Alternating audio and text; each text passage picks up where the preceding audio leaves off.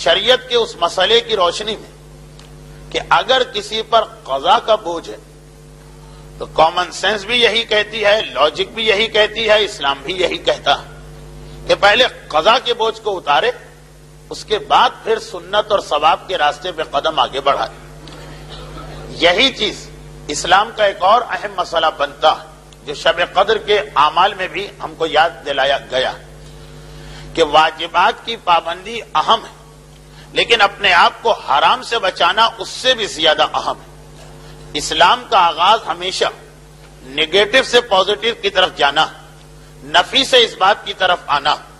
چنانچہ کلمہ اسلام بھی یہ نہیں کہ قل هو اللہ احد، اللہ واحد، اللہ احد کی بات نہیں، لا الہ الا اللہ کی بات کہ پہلے جتنے جھوٹے خدا ہیں، پہلے جتنے غلط خدا ہیں، ان سب کی نفی کرو، ان کا انکار کرو، اس کے بعد پھر ایک خدا کو مانو۔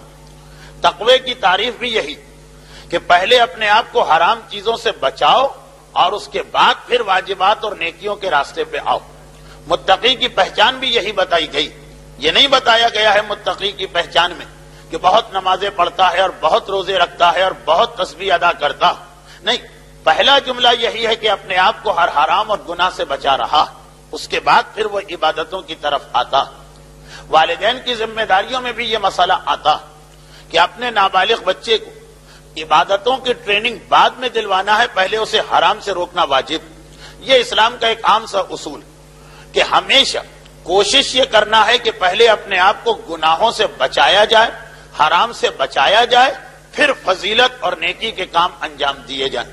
اصول فقہ میں یہ مسئلہ اس طرح آتا کہ دفع المفسدہ اولی من جلب المنفعہ، کہ اگر ایک طرف انسان کو کوئی نفع اور فائدے کی بات مل رہی اور ایک طرف انسان پہ نقصان آ رہا، ایک طرف جنت مل رہی، ایک طرف جہنم کی طرف جانے کا مسئلہ، تو دفع المفسدہ اولا، پہلے اپنے آپ کو جہنم سے بچاؤ، پہلے اپنے آپ کو نقصان سے بچاؤ، منفعت اور نفع بعد میں حاصل کیا جا سکتا ہے۔ چنانچہ بہت ہی اعلیٰ پیمانے پر جب ہم اصول پر بحث کرتے ہیں تو یہ بحث آتی ہے کہ اگر کبھی حرام اور واجب میں ٹکراؤ ہو جائے کہ یا حرام کریں گے یا واجب کریں گے، تو اسلام یہی کہتا ہے کہ واجب بھلے چھوٹ جائے، پہلے اپنے آپ کو حرام سے بچانا۔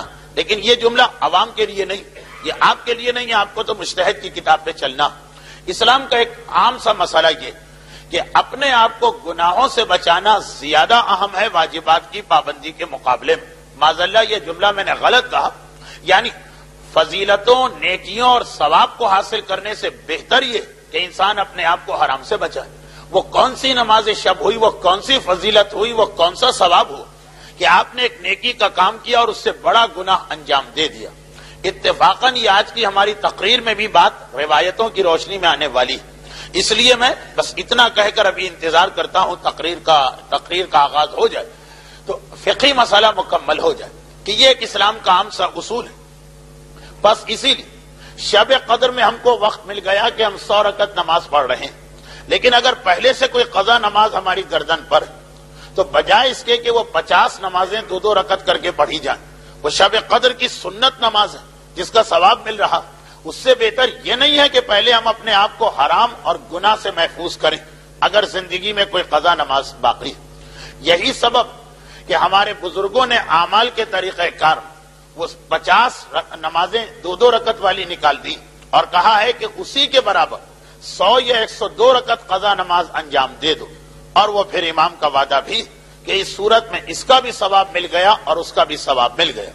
لیکن ویسے اعمال کی کتابوں میں اگر آپ دیکھیں تو بنیادی طور پہ شب قدر میں 6 رکعت نماز پڑھنے کا کوئی خاص حکم نہیں آیا۔ لوگ سمجھتے ہیں کہ شاید جس طرح عمل قرآن کے سورہ عنکبوت اور سورہ روم کی تلاوت، جوشن کبیر کا پڑھنا، یہ سب جس طرح امام نے آج کے عمل میں بتایا تو یہ بھی امام نے کہا ہوگا کہ 6 دن کی قضاء عمری انجام دو۔ جی نہیں، امام نے کہا ہے 100 رکعت سنت نماز پڑھو۔ پھر اس کو اس مسئلے سے ملا لیا گیا کہ جس پر قضا کا بوجھ ہو وہ پہلے قضا نماز کو ادا کرے، تو اس اعتبار سے ہم قضاء عمری کی نماز پڑھتے ہیں۔